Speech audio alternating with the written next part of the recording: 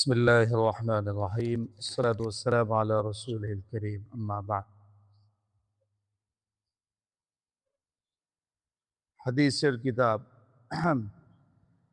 সহিহ মুসলিম শরীফ থেকে হাদিস পড়ে শোনানো হচ্ছে। হাদিস প্রসঙ্গ হলো আল্লাহ পাকের কাছে সর্বশ্রেষ্ঠ এবং প্রিয় আমলগুলা কি কি, কোন আমলগুলো আল্লাহ পাকের। আমলের মধ্যে স্তর আছে, নেক কাজের মধ্যে স্তর আছে। সর্বোচ্চ নেক কাজ, সর্বোচ্চ ভালো কাজ, এরকম আস্তে আস্তে নিচে। হ্যাঁ, ঠিক এর বিপরীত আপনার গুনাহের কাজগুলোর স্তর আছে, অনেক বড় পর্যায়ের মারাত্মক পর্যায়ের অপরাধ, আর একটু হালকা নিচে নিচে, সব একরকম না। তো মন্দ কাজের স্তর আছে, ঠিক নেকির কাজেরও অনেক স্তর আছে। তো সবচেয়ে উপরের নেকির কাজ, তারপরে তারপরে তারপরে এরকম স্তর আছে।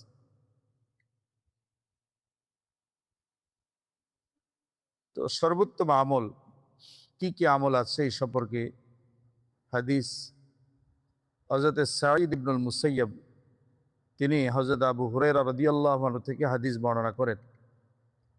135 নম্বর হাদিস এটি। قال سئل رسول الله صلى الله عليه وسلم أي الأعمال أفضل। আল্লাহ রাসূল সাল্লাল্লাহু আলাইহি ওয়াসাল্লামকে একবার জিজ্ঞাসা করা হয়েছে যে আমল সমূহের মধ্যে সর্বসেরা আমল, সর্বশ্রেষ্ঠ আমল কোনটি? قال ঈমানুম বিল্লাহি আযজা ওয়া জাল্লা। রাসূল সাল্লাল্লাহু আলাইহি ওয়াসাল্লাম বললেন, সর্বশ্রেষ্ঠ আমল হলো আল্লাহ রাব্বুল আলামিনের প্রতি ঈমান আনা। ঈমান হলো সর্বশ্রেষ্ঠ আমল। ঈমানের মধ্যে আবার সবচেয়ে উপরে হলো আল্লাহ পাকের উপর ঈমান আনা, তারপরে নবীদের উপর ঈমান, এরপরে আপনার আল্লাহর কিতাবের উপর ঈমান। কিন্তু সবগুলোই লাগবে, তবে এগুলোর মধ্যে স্তর, সর্বোচ্চ স্তর হলো আল্লাহ রাব্বুল আলামিনের একত্ববাদের উপর বিশ্বাস করা। এটা হলো সর্বসেরা সর্বশ্রেষ্ঠ আমল একজন মানুষের, এবং আল্লাহ পাকের কাছে সবচেয়ে প্রিয় আমল। যত কাজ আছে বান্দাদের, তার মধ্যে সর্বপ্রিয় আমল হলো আল্লাহ তাআলার একত্ববাদের উপর বান্দা বিশ্বাস রাখা, যে আল্লাহ তাআলাই এই গোটা, হ্যাঁ, এমন এক সত্তা যিনি এককভাবে চিরস্থায়ী এক সত্তা, আর দ্বিতীয় কেউ নাই, এই বিশ্বাস রাখা। 2 নম্বর বিশ্বাস যে এই যা আসমান জমিন যা কিছু দেখছি আর না দেখছি, এর সব কিছুকে একমাত্র আল্লাহ তাআলাই সৃষ্টি করেছে। আল্লাহ পাকের সাথে সামান্যতম কোনো জিনিস সৃষ্টিতে আল্লাহ পাকের কাছে কেউ অংশীদার ছিল না। এবং এই সব কিছু আসমান জমিন এর মধ্যে এবং যা কিছু আছে, এই সব কিছুকে আল্লাহ তাআলা একাই লালন পালন করেন, এর সাথে কেউ শরীক না। হ্যাঁ, রাজ্য পরিচালনার নীতি হিসাবে আল্লাহ তাআলা ফেরেশতাদেরকে বিভিন্ন মাধ্যমকে ব্যবহার করান, কিন্তু কাজ আল্লাহ পাকই করান। আল্লাহ তাআলাই সব কিছুকে লালন পালন করেন। 3 নম্বর এই বিশ্বাস রাখতে হবে আসমান থেকে জমিন এবং এর মধ্যে যা আছে, এই সব কিছুর পরিচালনাও একাই আল্লাহ তাআলাই করেন। এমন না যে ফেরেশতাদের হাতে কিছু পরিচালনা আছে, আল্লাহর খবর নেই ব্যাপারে, না না। বা ওরকম ছোট ছোট বস্তুর পরিচালনা আল্লাহ অন্য কাউকে দিয়ে রাখছে, এগুলার আল্লাহ পাকের সম্পর্কে জানা না। সমস্ত কিছুকে পরিচালনা একাই আল্লাহ তাআলাই করেন। এই পরিচালনায় তিনি, হ্যাঁ, এরকম ব্যবহার করেন, উমুককে কাজে লাগান, ফেরেশতা কাজে লাগান, বিভিন্ন, হ্যাঁ, ওরা এগুলো পরিচালনা করেন, আল্লাহই করেন। কে করেন? ফেরেশতাদেরকেও আল্লাহ তাআলা পরিচালনা। চাঁদ সূর্যকে আল্লাহই পরিচালনা করে। হ্যাঁ, রাজ্য পরিচালনার নীতি হিসাবে আল্লাহ তখন ফেরেশতা এদেরকে বলে তোমরা এটা করো, ওটা করো, এটা করো, কিন্তু সবাইকে একাই আল্লাহ পরিচালনা করে। এমন কোনো জিনিস নাই যেটা আল্লাহর পরিচালনার মধ্যে নাই, অন্য কাউকে দিয়ে রাখছে। যারা হিন্দু বা এরকম মূর্তি পূজারী বা বিভিন্ন এই ধরনের শিরকের আকীদায় বিশ্বাসী, তো তারা বলে যে বড় বড় কাজগুলো আল্লাহ তাআলাই করেন। ওদের কিছু বিশ্বাস মানে ইমানদারদের মতো আছে, যেমন তারাও কিন্তু বলে বড় বড় সব সৃষ্টি আল্লাহ করছেন, বড় বড় সব কাজ আল্লাহ তাআলা করেন। ছোট ছোট জিনিসগুলাকে মনে করে যে এটা অমুকের দায়িত্ব দিচ্ছেন, এটা অমুকের দায়িত্ব দিচ্ছেন, এই জন্য ওরা নাম দিচ্ছে বড় খোদা, ছোট খোদা। নাউজুবিল্লাহ। ওরা বড় ছোট খোদা নাই, আল্লাহ একজন, আল্লাহু আকবার, আল্লাহই বড়, আর কেউ দ্বিতীয় কোনো খোদাই নাই। লা ইলাহা ইল্লাহু। হ্যাঁ, কোরআন কারীম সূরা যুখরুফের মধ্যে আছে যে তিনি আসমানও একক খোদা, জমিনেরও এক এক খোদা, দ্বিতীয় কোনো খোদা নাই। হ্যাঁ, ওয়াল্লাহু ফিস সামাই ইলাহুন ওয়া ফিল আরদি ইলাহুন। আল্লাহ আসমানেও একক ইলা, জমিনও একক ইলা। এখানে কোনো কেউ দ্বিতীয় ইলা নাই, দ্বিতীয় কোনো খোদা নাই, একক একক। হ্যাঁ, তাহলে সব কিছুকে একাই পরিচালনা। 4 নম্বর বিশ্বাস করতে হবে, অতএব আসমান আর জমিনের মধ্যে আল্লাহ তাআলাই একক মাবুদ, আর কেউ দ্বিতীয় কেউ উপাস্য হওয়ার নাই। এটা হলো আল্লাহর উপর ঈমান, এটা হলো সর্বশ্রেষ্ঠ আমল। এই বিশ্বাস সর্বশ্রেষ্ঠ আমল। এরপরে রাসূল সাল্লাল্লাহু আলাইহি সাল্লামের উপর ঈমান আনা। আল্লাহ রসুল সাল্লাল্লাহু আলাইহি সাল্লাম, মুহাম্মদ সাল্লাল্লাহু আলাইহি সাল্লাম আল্লাহর রসুল ছিলেন। ওনার কাছে আল্লাহ পাকের পক্ষ থেকে পয়গাম এসেছে। আল্লাহ পাক আমাদেরকে বিধিবিধান দান করেছেন, সেই নবীর মাধ্যমে সেটা পাঠাইছেন। তিনি আল্লাহ পাকের একজন রসুল, তার উপর ওহী আসতো, এই কথাকে দিল থেকে বিশ্বাস করা। এবং তিনি সর্বশ্রেষ্ঠ শেষ নবী, সর্বশ্রেষ্ঠ নবী। তার এই শরীয়ত, তার দ্বীন মানার মধ্যেই আমাদের কামিয়াবি, সফলতার বাইরে কোনো সফলতা নেই। এই রাস্তার মধ্যে চললে আমরা কামিয়াব হব। তো এই বিশ্বাস, এটা হলো সর্বশ্রেষ্ঠ আমল। সর্বশ্রেষ্ঠ আমল আল্লাহর একত্ববাদ এবং মুহাম্মদ সাল্লাল্লাহু আলাইহি ওয়াসাল্লাম তিনি যে রাসূল ছিলেন, এই বিশ্বাস, এটা সর্বশ্রেষ্ঠ আমল। তারপরে সাহাবী জিজ্ঞেস করলেন, সুমাইয়ু, হুজুর এরপরে সর্বশ্রেষ্ঠ আমল কি আল্লাহ পাকের কাছে? তো দ্বিতীয়টা আজকে সময় হবে না, 3 নম্বরটা বলছে তারপরে তৃতীয় শ্রেষ্ঠ আমল কি? নবীজি বলেছেন, হজ্জুন মাবরুরুন, কবুল হজ। এটাও একটা শ্রেষ্ঠ আমল একজন মানুষের জীবনে।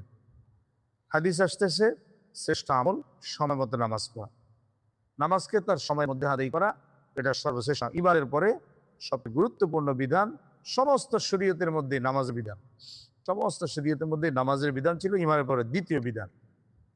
তো নামাজকে সময় মতো আদায় করা সর্বশ্রেষ্ঠ আমল। সময় মতো আদায়, এটা আল্লাহর সবচেয়ে প্রিয় আমল। বান্দা সময় মতো নামাজটা পড়ে নিবে। সময় মতো বলতে তার মুস্তাহাব সময়, উত্তম সময়। একটা হলো আসরের নামাজ পড়লাম, সূর্যটা হলুদ হয়ে গেছে তারপরে, এরকম না। মাগরিবের নামাজ তো পড়লাম, শেষ টাইমে যায় আর কি। এটা তো আগে পড়াটা আল্লাহর পছন্দের। হ্যাঁ, এশার নামাজ একটু পরে পড়া, নবীজির আমল থেকে যেটা বোঝা গেছে। তো নামাজকে তার উত্তম সময় আদায় করা আল্লাহ পাকের সবচেয়ে প্রিয় আমল। অতএব কেউ নামাজকে পড়লো কিন্তু সময় দিকে লক্ষ্য রাখলো না, কাজা করে দিল, এটা আল্লাহর প্রিয় আমল। এই নামাজ আল্লাহর প্রিয় নামাজ না, কিনা?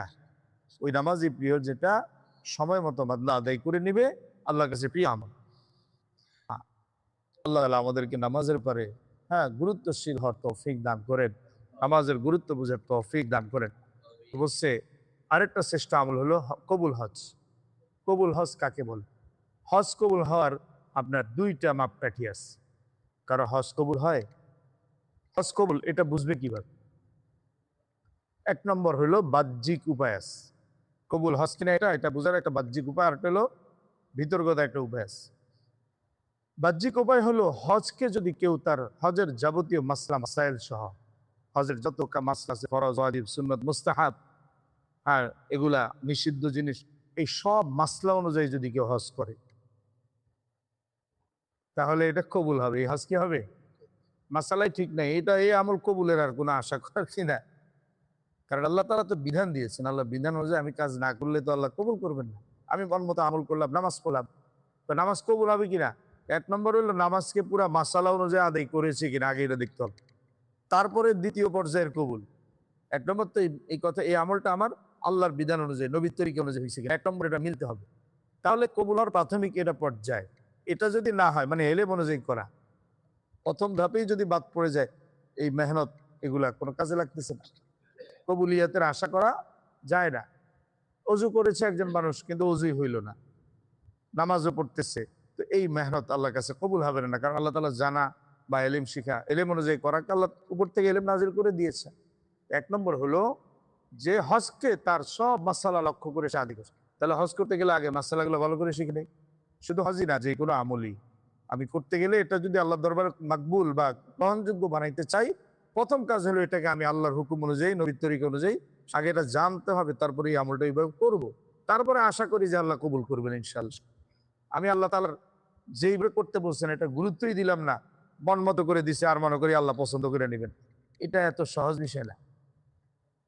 কথা বুঝে আসছে? এটা এত সহজ বিষয় না। আল্লাহ বলছেন বান্দা এইভাবে করো, আমি ওটা বাদ দিয়ে অন্য তরিকায় করে আবার আল্লাহ পছন্দ করুক, বলেন এটা কি দুনিয়ার মানুষও এটা কেউ কারো কাছে পছন্দ করবে?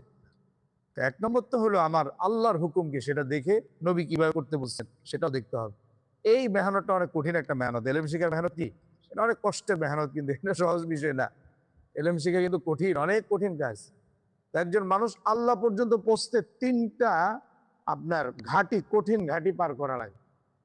আমাদের হযরত শাইখ বারিকুব্বাদী সাহেব হুজুর গতকালকে আমাদের নৈশ মাদ্রাসার মানে যে বয়স্করা যারা দিন এলেম শিখে রাত্রেবেলায়, ওনাদের একটা বার্ষিক সম্মেলন হয়। সবাইকে মোটামুটি ঢাকা বাংলাদেশের বিভিন্ন জায়গা থেকে কেন্দ্রগুলো থেকে আসে। তো প্রায় 1000-1200 তালেব এলেমরা আসছিলেন। গতকালকে এই প্রোগ্রামটা হয়েছে মোহাম্মদপুরে। তো হুজুর ওখানে বয়ান করছিলেন যে এলেম আল্লাহ পর্যন্ত পৌঁছার মানুষের 3টা টার্নিং পয়েন্ট, কঠিন জায়গা পার করতে হয়। এক নম্বর হলো এলেমের ঘাটি পার করতে হয়, মানে এলেম শিখতে হয়। আগে আমাকে জানতে হবে এই কাজটা আল্লাহ কিভাবে করতে বলছে। এটা সহজ কাজ না, জানা এটা অনেক কঠিন কাজ। আপনি শিখতে বসেন, দেখেন কত কষ্ট হবে। আপনি শিখেন না, মাসালা শিখতে বসেন, দেখেন কত পেরেশানি হবে। এটা অনেক কঠিন কাজ এলেম শিখা। এক নম্বর এটা লাগবে, এটা ছাড়া আমি আল্লাহ পর্যন্ত বুঝতে পারবো না, যতই যা করি। 2 নম্বর, আমি জানলাম, এই জানাটা অনেক পরিশ্রমের ব্যাপার। জানার পরে 2 নম্বর আমল করা। এই দ্বিতীয় ঘাটি হলে এবার আমার আমল করতে, এই অনুযায়ী এবার আমল করা লাগবে। মন মতো আমল করলে আল্লাহ পর্যন্ত বুঝতে পারবো না। 3 নম্বর, এই কাজটা শুধু আল্লাহর জন্যই করতে হবে। কার জন্য করতে হবে? তাহলে আল্লাহ পর্যন্ত পৌঁছবে, আর নেই আমল পৌঁছবে না পর্যন্ত। হ্যাঁ, তো যাই হোক বলতেছিলাম যে এই যে জানা, তো আমি হজকে আদায় করি যদি হজের সব মাসালা অনুযায়ী নিষিদ্ধ জিনিসগুলোতে দূরে থাকলাম, এই হজ কবুল হবে, এটার একটা বাহ্যিক আলামত। আর এটা হলো ভিতরে আলাদা হজ করেছি না, তো সেটা হলো কোনো ব্যক্তি হজ থেকে আসার পরে তার জীবন যদি পরিবর্তন হয়ে যায়, যে সে এখন আগে নামাজের ব্যাপারে উদাসীনতা ছিল, এখন ওরকম না, আলহামদুলিল্লাহ সচেতন হয়ে গেছে। আগে কথার কথা দাড়ি কাটতো, এখন আর দাড়ি কাটে না। কথা বুঝতেছি? আগে ব্যবসা বাণিজ্য ধোকাবাজি করতো আর কি, এখন আর ই করে না, আল্লাহ আসছে, নামাজ ঠিক হয়ে আসছে, আমলা ঠিক হয়ে আসছে। এই যে জিন্দিগির একটা পরিবর্তন আসছে। অথবা আগে যতটুকু নেক কাজ করার আগ্রহ ছিল, এখন তার মধ্যে আরো বেশি আগ্রহ বেড়েছে। এটা উপায় যে আল্লাহ তাআলা তার হজ কবুল করে নিয়েছে, আলহামদুলিল্লাহ। আর যদি এমন হয় আগে যা করছে এখনো তাই, তাহলে এটা তার হজ কবুল হয় নাই, কইছে আবার হজ করা উচিত। আমার হজটা আসলে কবুল হয় নাই, আমার জিন্দিগির পরিবর্তন আসে নাই, তাহলে কয় এটা হজ কবুল, এটা আবার ফিরে আসে। ওই ব্যক্তির উচিত আবার হজ ফিরে আসে। তো যাই হোক, এটা বড় কঠিন বিষয়। আল্লাহ তাআলা আমাদেরকে এই যে কথাগুলো বলা হইল, আল্লাহ তাআলার কাছে পছন্দ আমল, হ্যাঁ কবুল আমল, এখন এলেম অনুযায়ী আমল করা, এলেম শিখে তারপর 2 নম্বর আমলটাকে গুরুত্বের সাথে করা, তারপর আল্লাহ পাকের জন্যই করা। এবং আমলের মধ্যে যে বলা হইল যে শ্রেষ্ঠ আমল ঈমান, ঈমানের ব্যাপারটা সবচেয়ে বেশি গুরুত্ব দিয়ে আমাদেরকে এটাকে আলোচনা করা, এটা বেশি বেশি শোনা বলা, এটার পিছনে মেহনত করা। এরপরে যে নামাজ, এই পর্যায়ক্রমে দিন অনুযায়ী চলার বিষয়গুলোর মধ্যে আমাদের আল্লাহ তাআলা লেগে থাকা তৌফিক দান করেন। আখিরাত বানাইতে হবে, এটা তো এত সহজ না, বাস আমি দুনিয়ার সবকিছু করলাম, তাই আখিরাত বানাইতে হবে, এর জন্য আল্লাহ ইলম দান করছেন। এটা আমি পড়তে থাকবো, শুনতে থাকবো, বলতে থাকবো, এইভাবে ইনশাল্লাহ চলতে পারবো। হ্যাঁ, এইভাবেই চলতে থাকতে হবে। গাফেল উদাসীন হয়ে আমি চললাম, এইভাবে হবে না। উদাসীনতা আসলে আবার জাগতে হবে, আবার কোরআনের কথা, নবীর কথা, আবার তালিম, এগুলো শুনে আবার নিজের ভিতরে আগ্রহ তৈরি করে নিজেকে আবার ঠিক করে নিতে হবে। আল্লাহ তাআলা আমাদেরকে তৌফিক দান করেন। সমস্ত মুসলমানকে দিনের এলেম, দিন অনুযায়ী চলার জন্য যে যে এলেমগুলো লাগে, ন্যূনতম সেই জ্ঞান সবাই যেন শিখতে পারে। এই জিনিসটা থেকে উম্মত এটাকে মনে করছে এটা অপশনাল বিষয়। স্কুল কলেজের মধ্যে কোনো কেউ সূরা ফাতিহা সই করার ব্যবস্থা নাই, আছে বলেন? নামাজ শিখার ব্যবস্থা আছে ওই সমস্ত জায়গায়? ওখানে কত লক্ষ লক্ষ শিক্ষার্থী আছে বলেন? হ্যাঁ, এদের এক হলো যে শিখার বয়সে অনেকে আছে আমরা শিখতে পারি নাই, যেমন বড় হয়ে গেছে, তারাও শেখা উচিত। যারা শিখার বয়স এখন কিন্তু শিখতেছে না, এই যে বাচ্চাগুলা, ওদের তো এখন দিন শিখার বয়স, ওদেরকে মা বাবা শিখাইতেছে না। এটা ওদেরকে নিয়েও চিন্তা করা উচিত। এই জন্য এই ধর্ম লাইনে আমাদেরকে ফিকির করতে হবে। আল্লাহ তাআলা আমাদেরকে বুঝার তৌফিক দান করেন, দ্বীনের কথা সঠিকভাবে বুঝে সে অনুযায়ী আমলের আল্লাহ আমাদের সকলকে তৌফিক দান করেন। আমাদের ভুল ভ্রান্তিগুলোকে আল্লাহ তাআলা মাফ করে দেন। সুবহানাকাল্লাহুম্মা ওয়া বিহামদিকা আশহাদু আল্লা ইলাহা ইল্লা আনতা আস্তাগফিরুকা ওয়া আতুবু ইলাইক। আসসালামু আলাইকুম ওয়া রাহমাতুল্লাহ।